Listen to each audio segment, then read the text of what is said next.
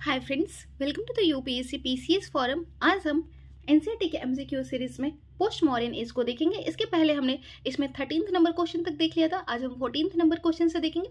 इसके पहले मैं आपको बोलूंगी, प्लीज फ्रेंड्स, अगर आपने चैनल को शेयर एंड सब्सक्राइब नहीं किया है तो चैनल को जरूर शेयर एंड सब्सक्राइब करें। कमेंट सेक्शन में जरूर बताएं वीडियो कैसा लगा आपको। स्टार्ट करते हैं 14th नंबर क्वेश्चन से।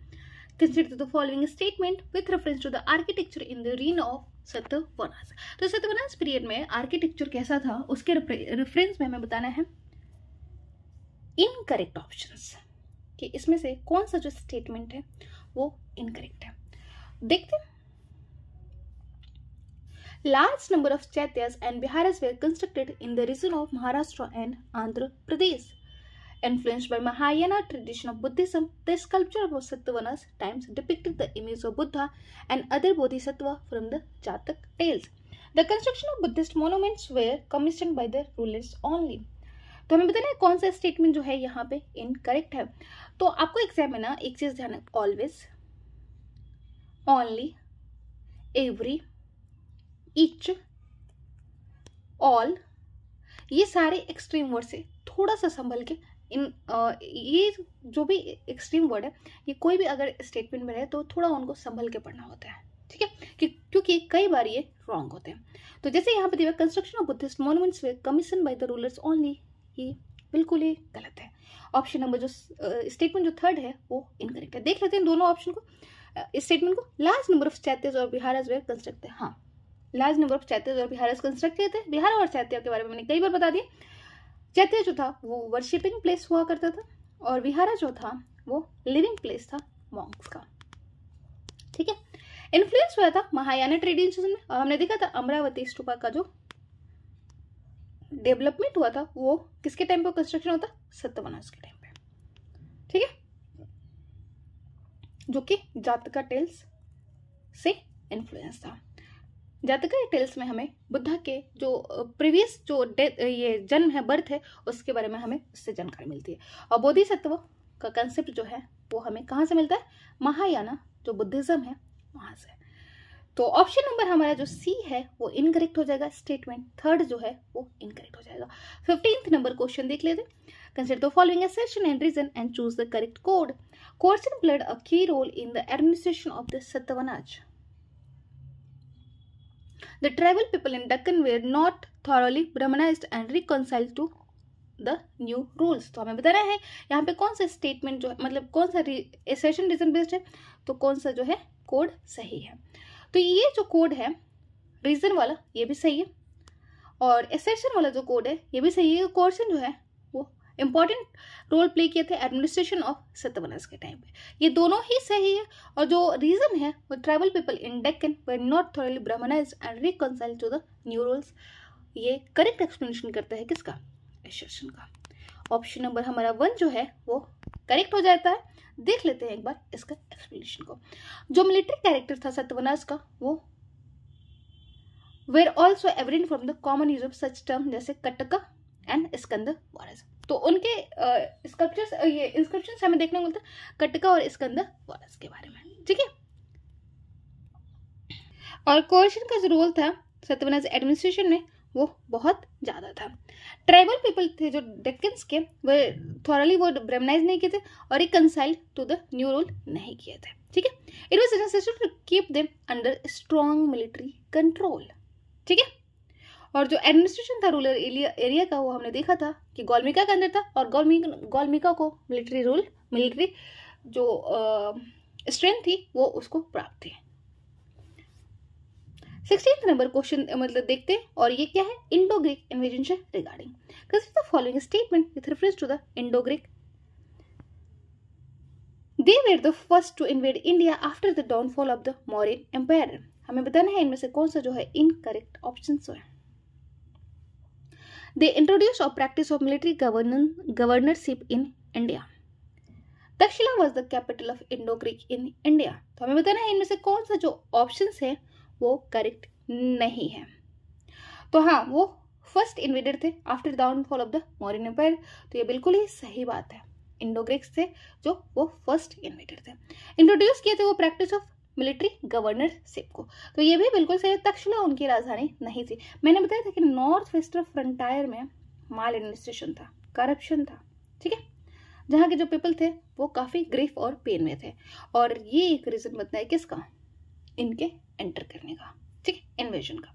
तो ऑप्शन नंबर जो सी हो जाएगा हमारा इनकरेक्ट हो जाता है। देख लेते हैं एक बार इसका एक्सप्लेनेशन कि तक्षशिला जो था इनका कैपिटल नहीं था। They were different kings in Indo Greeks and they had different capitals. तो उनका वो अलग अलग किंग्स के अलग अलग कैपिटल हुआ करते थे। जैसे कि जो मोस्ट इंपॉर्टेंट जो इंडो ग्रीक रूलर है मिलिंडा, उनका कैपिटल था सियालकोट, जो कि पाकिस्तान में है। 17th नंबर क्वेश्चन देखते हैं, किसी the following statement about the Indo Greek king Menander. Menander के रिगार्डिंग हमें बताना है कौन सा स्टेटमेंट जो है वो करेक्ट है। From his base in Punjab he invaded the Ganga Yamuna Doab. He was converted to Buddhism by the monk Nagarjuna. तो सेकेंड जो है वो बिल्कुल ही करेक्ट है। और हाँ, आपको पता होगा कि पंजाब तक सेल्यूकस निकेटर था, ठीक है, और इसके साथ ही इस बेस के साथ ही वो इन्वेड करते हैं कहाँ पे, गंगा दोआब से। तो हाँ, उस जो किंग इंडो ग्रीक जो मिनांडर था, किंग जो था वो अपने उसका बेस कहाँ पे था, पंजाब में, और वो इन्वेड करते कहाँ पे, गंगा यमुना दोआब में। सेल्यूकस निकेटर ध्यान रखेंगे वो कब के टाइम का, चंद्रगुप्त मौर्य के टाइम का, ठीक है। तो ऑप्शन हमारा यहाँ पे सी हो जाता है करेक्ट। इंडो ग्रीक जो किंग था मिनांडर वो मोस्ट फेमस किंग था, और जो मोस्ट फेमस किंग था उसका नाम मिलिंदा भी था। तो मिनांडर का नाम मिलिंद भी था, और उसकी कैपिटल सियालकोट जो कि पंजाब में है, वहां पे उसकी राजधानी थी, और यहाँ से ही उसने इन्वेजन किया था कहाँ पे, गंगा यमुना दोआब में, ठीक है। वो कन्वर्ट हो जाते हैं बुद्धिज्म में, बुद्धिज्म को वो अपना लेते, किसके अंडर इन्फ्लुएंस आके, नाग सेना के। अभी रिसेंटली जो यूपीएससी का एग्जाम हुआ था 2023 का, उसमें नाग सेना से रिगार्डिंग क्वेश्चन था। तो नाग सेना को नागार्जुना भी कहा जाता है, ठीक है। नागार्जुना ने उनको फिलोसफिकल डिस्कोर्स किया था बुद्धिज्म का, और लाइफ के बारे में उनको बहुत सारे उनके क्वेश्चंस को सॉल्व किया था, ठीक है। और उनके बीच में क्वेश्चन आंसर का सेशन चला था, जो कि एक बुक में है जिसका नाम है मिलिंद पानो। ये सेशन है क्वेश्चन आंसर का मिलिंदा और नागार्जुना के बीच में, जिसको क्वेश्चन ऑफ मिलिंदा भी कहते हैं। 18th नंबर क्वेश्चन देखते हैं, with reference to the invasion of Indo Greeks in India which of the following statement are correct. तो इन्वेजन जो हुआ था इंडो ग्रीक्स का इंडिया में, उसके रिगार्डिंग कौन सा जो है स्टेटमेंट वो करेक्ट है। तो weakness of Seleucid empire of Bactria and Parthia was one of the reason behind Indo Greek invasion. Their territories were captured by Scythian tribes, which compelled them to invade India. They were successful in establishing united rule in India. Third number option तो बिल्कुल ही गलत है। Weakness था जो Seleucid empire था Bactria का और Parthia का, ये उनके जो वीकनेस की वजह से ग्रीक जो है वो इन्वेड करते हैं कहाँ पर, इंडिया में, ठीक है।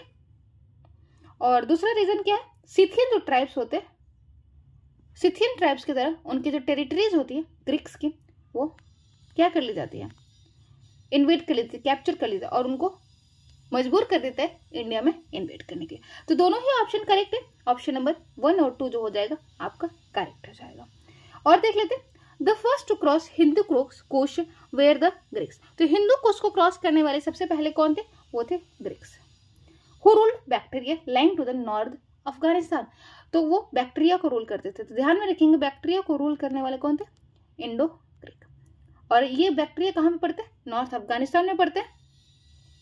इंपॉर्टेंट कॉज क्या रहता है उनके इन्वेजन का, तो weakness of Seleucid empire which had been establish in the Bactria. तो जो बैक्टीरिया में जो सेल्यूसिड एम्पायर थी वो वीक हो जाती है इसकी वजह से, and adjoining areas of the area called Parthia. तो एडजॉइनिंग एरिया जो ईरान की थी उसको पार्थिया कहा जाता था। वहां पे जो रूलिंग सिस्टम था वो काफी वीक पड़ गया था। और जो due to the Scythian tribes the later Greeks were unable to hold their power in this area. और जो सिथियन ट्राइब थे वो अनेबल हो गए थे पावर को होल्ड करने में, और इसीलिए वो इन्वेड करते कहाँ पे, यहाँ पे शायद मैंने कुछ गलत बता दिया था कि Scythian captured by Scythian which compelled them to, मतलब सिथियन ट्राइब्स के जो द्वारा जो टेरिटरीज को कंपेल कर दे। और सिथियन ट्राइब्स कौन थे, वो लेटर ग्रीक्स थे, और वो यूनाइटेड इंडिया को बनाने में असफल हुए थे। 2 different parallel dynasties rule over north west India, क्योंकि अभी हमने जस्ट देखा कि क्या था, इंडो ग्रीक में अलग अलग रूलर की अलग अलग कैपिटल हुआ करती थी। ठीक है, तो ये क्या करती है, ये आपको हेल्प नहीं करती है यूनाइटेड इंडिया को बनाने में। ओके, अब हम देखेंगे सकर्स के बारे में। सकर्स का पहला क्वेश्चन है, consider the following statement about the reign of the Sakas. तो सकर्स के रिगार्डिंग हमें बताना है कौन सा जो स्टेटमेंट है वो करेक्ट है। They control much larger part of India than the Indo Greeks. There were 5 branches of Sakka with their seats of power in different parts of India and Afghanistan. तो हम बताने कौन सा जो स्टेटमेंट है वो करेक्ट है। तो पहला क्या है, पहला है they control much larger part of India than Indo Greeks. तो ये बिल्कुल ही सही बात है कि उन्होंने जो इंडो ग्रीक्स थी उससे ज्यादा पार्ट को कंक्वेस्ट किया था। सेकेंड जो है उनके 5 ब्रांचेस थी सकास की, जो कि डिफरेंट जो पार्ट्स था इंडिया और अफगानिस्तान का वहां पे फैली हुई थी।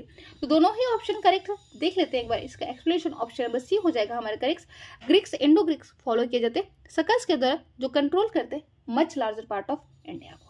ठीक है, उनके 5 ब्रांचेस थे जिनकी अलग अलग सीट्स थी और वो कहाँ पे फैली हुई थी, इंडिया और अफगानिस्तान से। और उनका जो एक ब्रांच था वो कहाँ था, अफगानिस्तान में भी सेटल था। सेकेंड ब्रांच आपका कहाँ सेटल था, पंजाब में with Takshashila as its capital. तो दूसरा कहाँ था, पंजाब में, जिसकी जो राजधानी थी तक्षशिला थी। थर्ड ब्रांच जो था मथुरा में था। फोर्थ ब्रांच जो था वेस्टर्न इंडिया में था। ठीक है, where the Sakas continued to rule until the 4th century. और जो वेस्टर्न इंडिया में था वहां पे सक्का जो है 4th सेंचुरी एडी तक रूल किया। और 5वां जो ब्रांच था वो कहाँ पे था, अपर डेक्कन एरिया में। तो ध्यान रखेंगे कि सक्कास का जो एरिया था वो अफगानिस्तान से इंडिया तक फैला हुआ था। एक ब्रांच जो था उनका अफगानिस्तान में था, बाकी 4 ब्रांच जो था वो इंडिया में था, पंजाब, मथुरा, वेस्टर्न इंडिया और डेक्कन पार्ट। 28 नंबर क्वेश्चन देखते हैं, consider the following statement about the king Vikramaditya of Malwa. तो मालवा के जो विक्रमादित्य थे उनके रिगार्डिंग हमें बताना है कौन सा स्टेटमेंट जो है वो करेक्ट है। Vikram Samvat is record from the event of his victory over the Sakkas in 57 BC. He constructed Sudarshan Leka in the semi-arid zone of the Kathiawar. तो हमें बताना है कि इनमें से कौन सा जो ऑप्शन है वो करेक्ट है। तो पहला ऑप्शन तो बिल्कुल करेक्ट है कि विक्रम संवत जो है वो रिकॉर्ड होता है जब वो विक्ट्री प्राप्त कर लेता है किसके ऊपर, सक्कास के ऊपर 57 BC में। तो ये बिल्कुल ही सही बात है कि विक्रमादित्य जो मालवा के थे उनके नाम पे ही विक्रम संवत स्टार्ट होता है और ये विक्ट्री उनके बताती है किसके ऊपर, सक्कास के ऊपर। कंस्ट्रक्शन नहीं किया था सुदर्शन लेक का। सुदर्शन लेक का जो कंस्ट्रक्शन होता है वो चंद्रगुप्त मौर्य के टाइम पे होता है।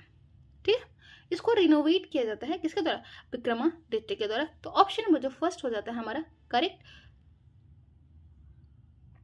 58 BC में क्या होता है, जो किंग ऑफ उज्जैन होते हैं इफेक्टली फॉट करते लड़ते हैं किसके, सक्कास के अगर, और सक्सीड करते हैं उनको हराने में। वो खुद को क्या कहते हैं, विक्रमादित्य कहते हैं और स्टार्ट करते हैं एरा विक्रम संवत।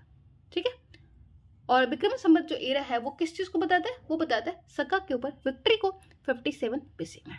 ठीक है, और उसके बाद जो विक्रमादित्य का टाइटल जो है वो स्टार्ट हो जाता है। जो गुप्त रूलर्स होते हैं उनमें भी विक्रमादित्य का जो टाइटल है वो भी धारण करते हैं। सुदर्शन लेक जो है वो कंस्ट्रक्ट किया था मौर्य एम्पायर चंद्रगुप्त मौर्य के द्वारा और रिनोवेट किया जाता है विक्रमादित्य के द्वारा। और जिसके बारे में हमें जानकारी मिलती है रुद्र दमन ने इसको कंस्ट्रक्ट करवाया था, रिनोवेट करवाया था। रुद्र दमन जो जूनागढ़ इंस्क्रिप्शन से हमें पता चलता है। मेरे दिमाग में रुद्र दमन ही चल रहे थे। तो ऑप्शन हमारा जो फर्स्ट है वो करेक्ट होगा, सेकेंड जो है वो इनकरेक्ट होगा। और अभी जो मैंने बताया विक्रमादित्य रुद्र दमन जो होंगे वो होंगे। Which inscription tells about the various achievements of Rudra दमन। तो ये है Junagadh inscription. Option number A हो जाएगा हमारा करेक्ट, कि जूनागढ़ इंस्क्रिप्शन से हमें पता चलता है जो अचीवमेंट्स हैं किसके, रुद्र दमन फर्स्ट के जो सक्का रूलर हैं उनके बारे में। और सक्का रूलर्स को किसने हराया था, विक्रमादित्य ने, और स्टार्ट किया था विक्रम संवत को। और ये जो है रुद्र दमन इंस्क्रिप्शन जो है हमें कहाँ देखना, गिरनार हिल्स गुजरात में देखने को मिलता है। और ये कंटेन करते हैं स्पेसिमेन ऑफ काव्य जिसको लॉन्ग इंस्क्रिप्शन कहते हैं, जो कि संस्कृत में है। और डिस्क्राइब करता कल्चरल और जो सोशल वर्क किया गया था रुद्रदमन के द्वारा, रुद्रदमन फर्स्ट के द्वारा, उसके बारे में हमें देखने को मिलता है जूनागढ़ इंस्क्रिप्शन से। 22 नंबर क्वेश्चन देखते हैं। This is the following statement with reference to the Saka ruler Rudradaman first. तो सक्का रूलर जो रुद्रदमन फर्स्ट है उनके रिगार्डिंग हमें बताना है कौन सा स्टेटमेंट जो है वो इनकरेक्ट है। तो पहला है he commission the first ever long inscription in chaste Sanskrit. तो यस, जूनागढ़ इंस्क्रिप्शन जो है वहां पे वो किसमें है, चेस्ट संस्कृत में है। तो ये बिल्कुल से ही ruled parts of Uttar Pradesh, Bihar and Bengal. नहीं, जूनागढ़ इंस्क्रिप्शन हमें कहाँ देखने को मिलता है, गुजरात वाले रीजन में देखने को मिलता है। तो ये रूल कहीं ना कहीं उसी के आसपास किए होंगे। तो वेस्ट इंडिया कंप्राइज करते सिंध, गुजरात, कोंकण, मालवा और काठियावाड़ वाले रीजन में। तो सेकंड जो ऑप्शन हो जाता है हमारा इनकरेक्ट हो जाता है। 23 नंबर क्वेश्चन देखते हैं। Present the following statement with reference to the Sudarshan lake. तो सुदर्शन लेक के रिगार्डिंग कौन सा जो स्टेटमेंट है वो करेक्ट है, नहीं इनकरेक्ट है। यहाँ पे हमें इनकरेक्ट स्टेटमेंट के बारे में बताना। It was an artificial reservoir constructed in the Girnar reserve of the Gujarat. तो यस, बिल्कुल ये आर्टिफिशियल था और ये कंस्ट्रक्ट करवाया गया था किसके द्वारा, चंद्रगुप्त मौर्य के द्वारा। It was build by the local governor during the reign of Mauryas. बिल्कुल ये भी सही है। A rock inscription Saka ruler Rudradaman gives information about this lake. Yes, और ये है Junagadh rock inscription. It was destroyed by the Indo Greek rulers in India. नहीं, ऐसा नहीं हुआ था। तो ऑप्शन नंबर जो 4 है, मतलब स्टेटमेंट 4 जो है वो करेक्ट हो जाता है। ऑप्शन बी हो जाता है हमारा इनकरेक्ट। देख लेते हैं एक बार इसका एक्सप्लेनेशन कि जो रुद्रदमन जो सुदर्शन लेक था वो उसका जो एम्बैंकमेंट था वो स्टॉर्म की वजह से ब्लॉक हो गया था, ठीक है। और जिसकी वजह से क्या होता है कि जो लेक का जो वाटर होता है वो आसपास के एरिया में गस्ट आउट हो जाता है, बाहर निकल जाता है। और ये इंडो ग्रीक रूलर थे, उनके द्वारा डिस्ट्रॉय नहीं किया गया था। रुद्रदमन कौन थे, एक शक रूलर थे और रूल करते तो इस एरिया में उन्होंने इस लेक को रिनोवेट किया था, रिपेयर करवाया था अपने रिसोर्सेज से, और इसके लिए उन्होंने टैक्स इम्पोज नहीं किया था पीपल्स के ऊपर। सुदर्शन जो लेक था वो आर्टिफिशियल रिजर्वायर और गिरनार रीजन में है, कहाँ पे, गुजरात में। और इसके बारे में हमें देखने को मिलता है किससे, Sanskrit compose to record the achievement. जो संस्कृत टेक्स्ट कंपोज किया गया था रुद्रदमन, जो संस्कृत चेस्ट जो इंस्क्रिप्शन है उससे हमें इसकी जानकारी मिलती है, ठीक है। पार्थियंस के बारे में देख लेते हैं। The Parthians were the original inhabitants. तो पार्थियंस कहाँ के ओरिजिनल इनहैबिटेंट्स थे, तो वो थे ईरान के। ओरिजिनली इनहैबिटेंट्स वो ईरान के। और Saka domination in north west India was followed by the Parthians. तो सबसे पहले इंडो ग्रीक आते, उसके बाद आपका सक्कास आते, उसके बाद आपके पार्थियंस आते हैं। और both of them ruled over this country. मतलब दोनों जो इंडो ग्रीक होते हैं, सॉरी जो सक्कास होते हैं और पार्थियंस होते हैं, दोनों एक पैरेलल टाइम में रूल करते हैं इंडिया में। ऑप्शन नंबर सी हो जाएगा हमारा करेक्ट। 25 नंबर क्वेश्चन देखते हैं। Consider the following statement about the reign of Parthians in India. तो पार्थियंस के रिगार्डिंग हमें बताना है कौन सा स्टेटमेंट जो है वो इनकरेक्ट है। In comparison with Greeks and Sakas, they occupied a large portion of northwestern India. अभी हमने जस्ट देखा था कि जो सकास थे वो in comparison of Indo Greeks large portion of area पे क्या किए थे, रूल कर रहे थे। लेकिन ये सही नहीं था पार्थियंस के लिए। पार्थियंस जो उनके बाद आए थे, सकस के बाद आए थे, ये उनके रिगार्डिंग सही नहीं था। तो ऑप्शन नंबर जो हमारा फर्स्ट है वो इनकरेक्ट है। सेकंड देखते हैं। The most famous Parthian king was Gondophernes, in whose reign Saint Thomas visited India for the propagation of Christianity in India. तो ये बिल्कुल ही सही बात है कि पार्थियन जो किंग्स थे गोंडोफर्निस, उनके टाइम पे सेंट थॉमस आए थे और क्या किए थे, वो प्रोपगेट किए थे क्रिश्चियनिटी को इंडिया में। और क्रिश्चियनिटी को और प्रोपगेट कब किया गया था, 1813 में क्रिश्चियनिटी को प्रोपगेट करने के लिए, वो ब्रिटिशर्स के टाइम पे। तो चार्टर एक्ट 1813 था उस टाइम पे। तो ये भी ध्यान रखेंगे। ऑप्शन नंबर हमारा 1 हो जाता है करेक्ट। देख लेते हैं एक बार इसका इंस्क्रिप्शन, ये explanation of Parthians India because in comparison with the Greeks and Sakas they occupied only a small portion of the north western India. तो हमारा ऑप्शन नंबर ए हो जाता है करेक्ट। नेक्स्ट क्लास से हम देखेंगे कुछ आनर्स के बारे में। Thank you so much, bye.